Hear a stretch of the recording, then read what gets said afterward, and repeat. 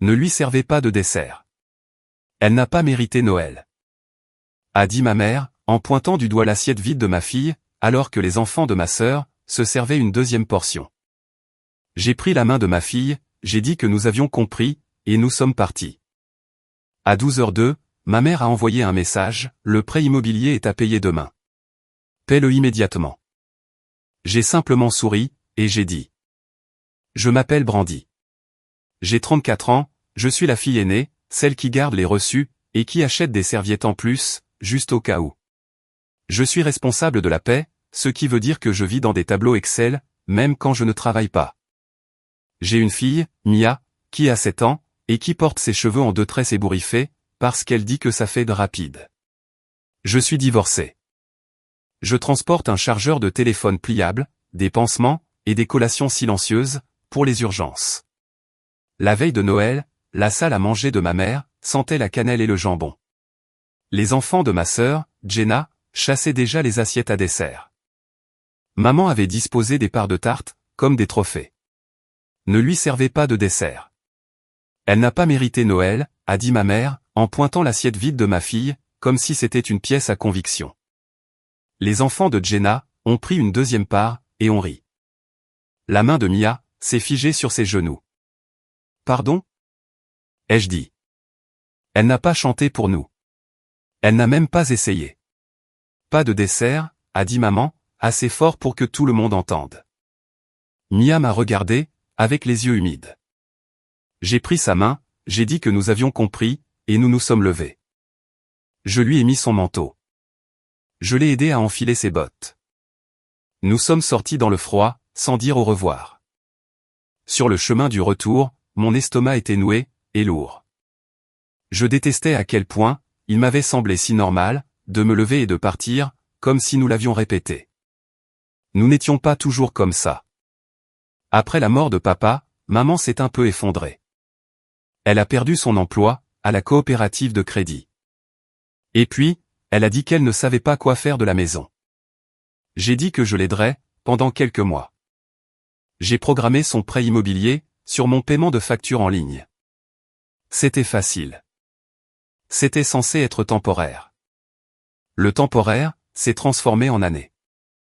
J'ai continué à payer, parce que chaque mois, il y avait une nouvelle raison. Le toit, la voiture, le divorce de Jenna. C'est juste pour cette fois, soupirait maman, et elle disait, je ne sais pas où je serais sans toi. Et je me sentais fier, et malade en même temps. Jenna en a profité, elle aussi.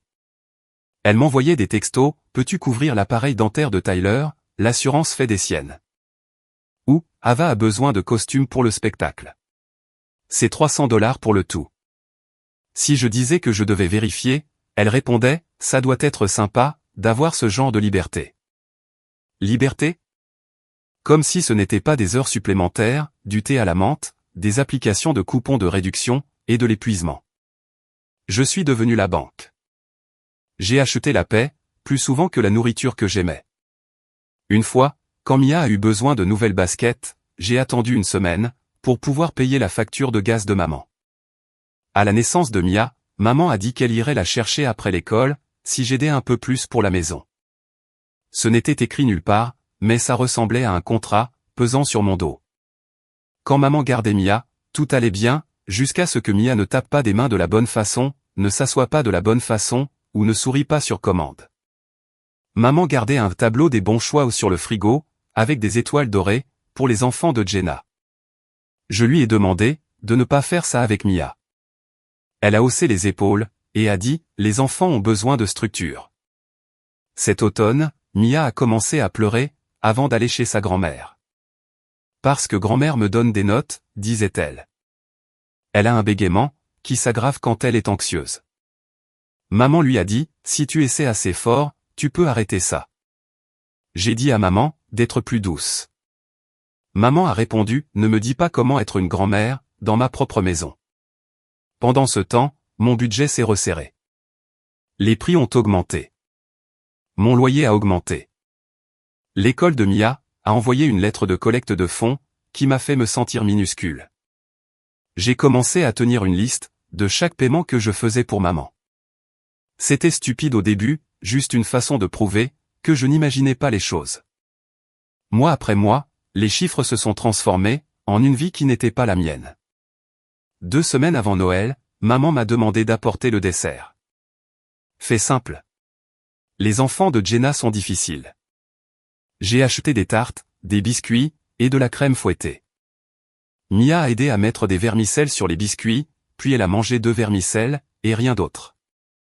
Elle a dit qu'elle voulait chanter pour grand-mère, la veille de Noël, mais seulement si c'était juste nous.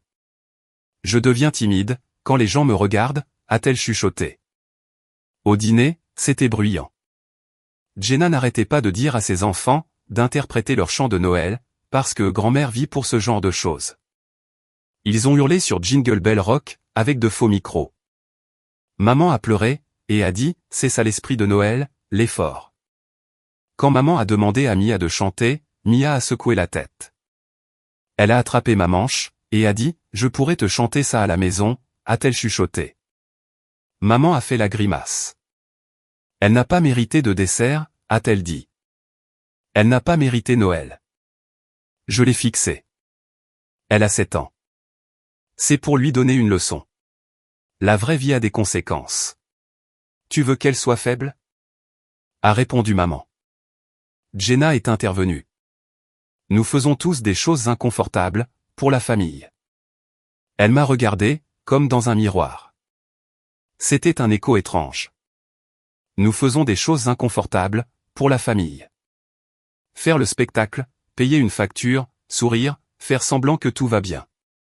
J'ai ressenti un déclic silencieux, à l'intérieur de moi. Le genre de son, que fait une porte qui se déverrouille, avant de claquer violemment. J'ai pris la main de Mia, et nous sommes partis calmement. Pas de scandale.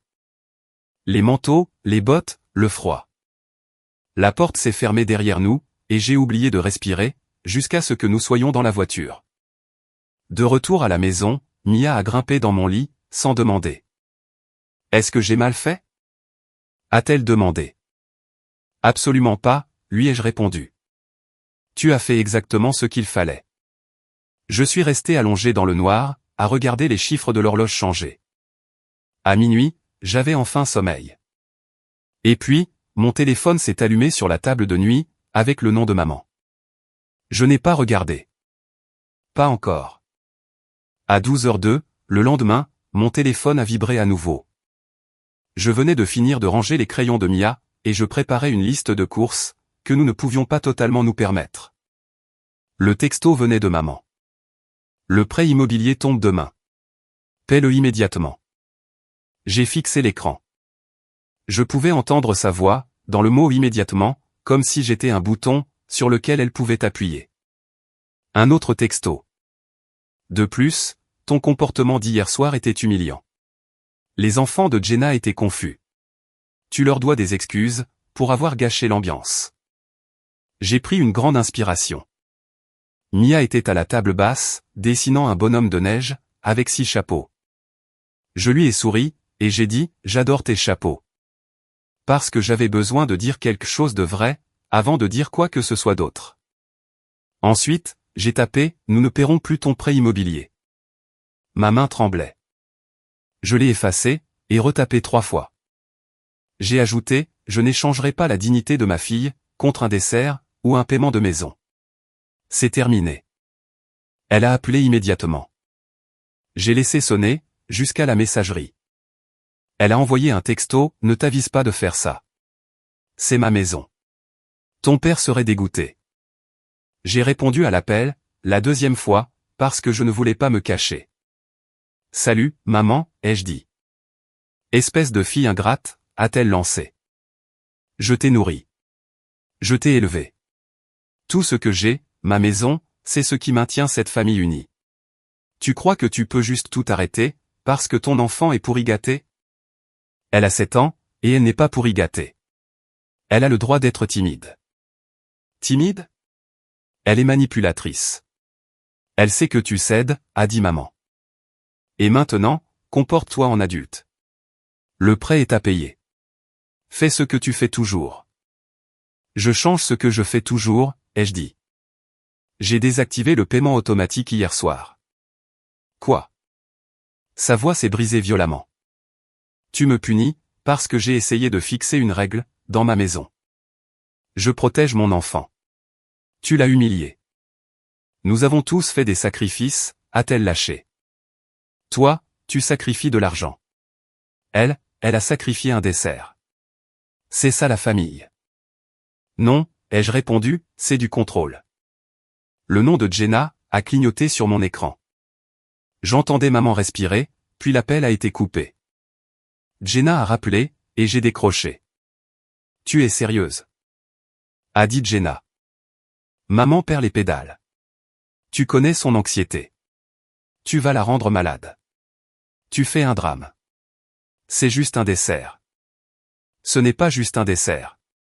C'est la façon dont maman lui parle. C'est la façon dont vous me parlez toutes les deux.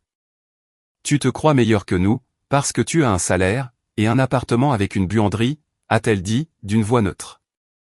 Tu aimes l'argent plus que la famille. J'ai ri, d'un rire amer.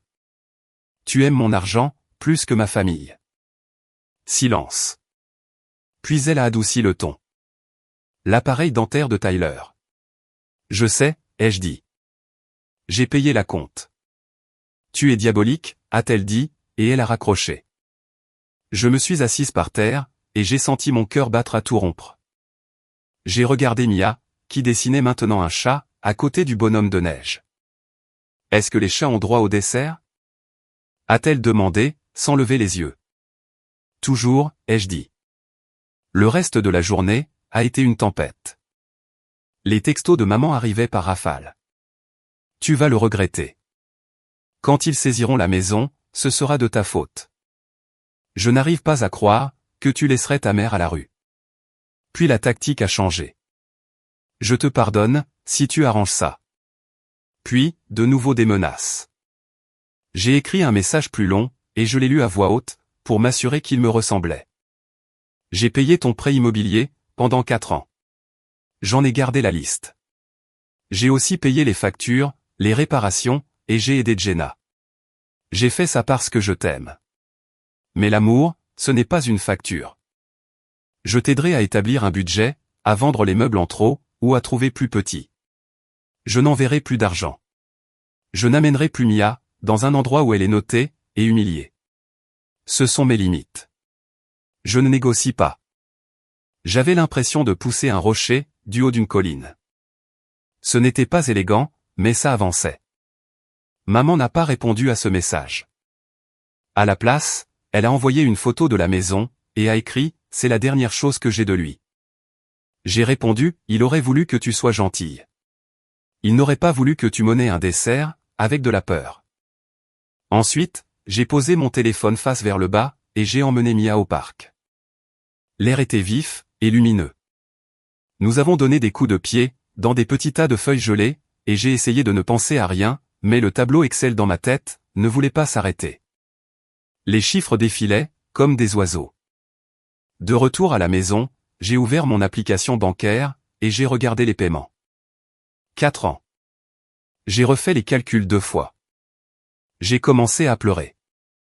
Ce n'était pas bruyant, juste un écoulement silencieux et régulier. Ce n'était même pas une question d'argent. C'était l'histoire que ça racontait. J'avais construit une maison tranquille, pour tout le monde, sauf pour moi. Mia a grimpé sur mes genoux. « Est-ce que je peux chanter pour toi, maintenant ?» a-t-elle demandé. « Oui », ai-je répondu. Elle a chuchoté un couplet de Douce Nuit, faux, et absolument parfait. Je ne l'ai pas enregistré. Je ne l'ai pas posté. J'ai juste écouté. Le premier jour ouvrable après Noël, mon téléphone a sonné à 8h13. C'était maman. Je n'ai pas répondu. Elle a laissé un message vocal, à propos de la banque. La banque me harcèle. À 8h20, Jenna m'a envoyé la capture d'écran, d'une pénalité de retard, et a écrit, « Contente maintenant ». J'ai pris une inspiration. J'ai appelé la banque moi-même, parce que je suis sur le compte, en tant que payeur autorisé. La femme au bout du fil, était gentille et professionnelle. J'ai demandé quelles étaient les options. Il y avait des options. Il y avait toujours eu des options, que maman prétendait ne pas exister, parce que ces options, l'obligeait à faire quelque chose. J'ai envoyé une liste à maman. Demander un plan de difficultés financières, couper le câble, vendre les meubles de la chambre d'amis, refinancer, ou mettre la maison en vente. Je lui ai dit que je la conduirais, à ses rendez-vous. Je lui ai dit que je m'assierais avec elle, pendant qu'elle passait ses appels. J'ai répété, que je ne paierais pas. Elle m'a dit que j'étais cruel. Elle m'a dit que j'avais perdu la tête. Elle m'a dit que j'avais brisé son cœur. Elle a dit à ma tante, que je privais ma mère de Noël. Ma tante m'a envoyé un long paragraphe, avec 3 prières, et un rappel que j'étais tellement béni, et que je devais partager. J'ai bloqué Jenna, pendant une semaine. J'ai dit à maman que nous pouvions parler de logistique, mais pas faire de reproches. Pendant ce temps, ma vie est devenue plus calme. Ça n'a pas été plus facile immédiatement. Mon estomac s'est desserré lentement, comme s'il ne me faisait pas encore confiance. J'ai créé un nouveau tableau Excel, intitulé Une autre année, et j'ai mis le nom de Mia tout en haut. J'ai prévu un budget pour les frais de sortie scolaire, les chaussures qui s'allument quand elle court, et les cours de natation. J'ai transféré l'argent que j'avais mis de côté, pour le paiement de janvier de maman, sur un compte d'épargne, à nos 2 noms. J'avais l'impression de faire quelque chose d'illégal. Je me sentais libre. Mia et moi, avons préparé notre propre dessert d'après Noël, un mercredi quelconque. Des brownies en boîte, avec trop de vanille. J'ai dit à Mia, tu n'as pas besoin de mériter le dessert, dans cette maison. Tu as juste besoin d'être gentille. Elle a dit, alors, la maison de grand-mère, c'est un magasin. J'ai répondu, quelque chose comme ça. Elle a hoché la tête, comme si c'était scientifique. À l'approche du nouvel an, maman a envoyé un texto, j'ai besoin d'aide pour appeler la banque. J'ai répondu, je peux venir jeudi à 15h. Elle a essayé de dire, viens maintenant. J'ai répondu, jeudi à 15h. Ça semblait mesquin, mais c'était en fait, reprendre le contrôle de mon temps. Le jeudi, j'y suis allé seul. Il faisait trop chaud dans la maison, et ça sentait la même bougie à la cannelle, qu'il y a 15 ans. Nous nous sommes assises à la table de la cuisine, avec sa pile de factures. Elle a essayé de commencer à parler de Mia, et j'ai dit, non. J'ai pointé la liste du doigt. Nous faisons ça. Elle a pleuré. Elle a dit que papa lui manquait. Je l'ai cru. Il me manquait à moi aussi. Nous avons appelé la banque. Elle a obtenu un plan de paiement. Ce n'était pas amusant. C'était des mathématiques, de la musique d'attente, et un message vocal qui disait « Votre appel est important pour nous », ce qui ne semble jamais vrai. Mais c'était un progrès. Quand je me suis levé pour partir, elle a dit « Donc, le dessert, c'est un nom définitif ». J'ai répondu doucement « Cette conversation, c'est pour une thérapie. Si tu veux, je peux t'envoyer une liste de psychologues. » Elle avait l'air de vouloir claquer une porte. Puis elle ne l'a pas fait. Elle a dit « Envoie-moi la liste par texto ». Elle l'a chuchoté doucement. 2 semaines plus tard, Mia a chanté pour moi, pendant que nous jouions au Uno, à la table de la cuisine. Elle bégayait encore sur certains mots. Je ne l'ai pas corrigée. J'ai posé une autre carte bleue, et nous avons toutes les deux hurlé de joie, comme si nous avions gagné un championnat. La maison de maman ne s'est pas volatilisée. Elle ne s'est pas retrouvée à la rue. Elle a passé des appels. Elle a vendu les meubles de la chambre d'amis, à un voisin. Elle a gardé la maison, pour le moment.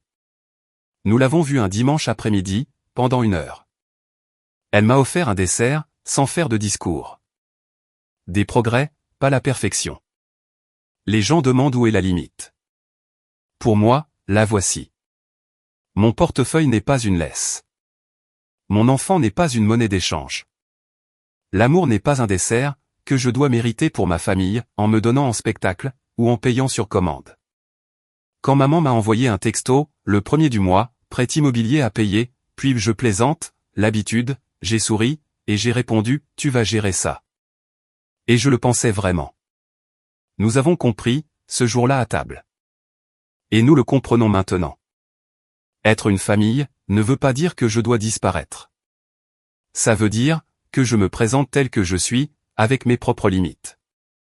La morale est simple. N'échangez jamais la dignité d'un enfant, contre le confort de quelqu'un d'autre. Pas pour de la tarte. Pas pour la paix.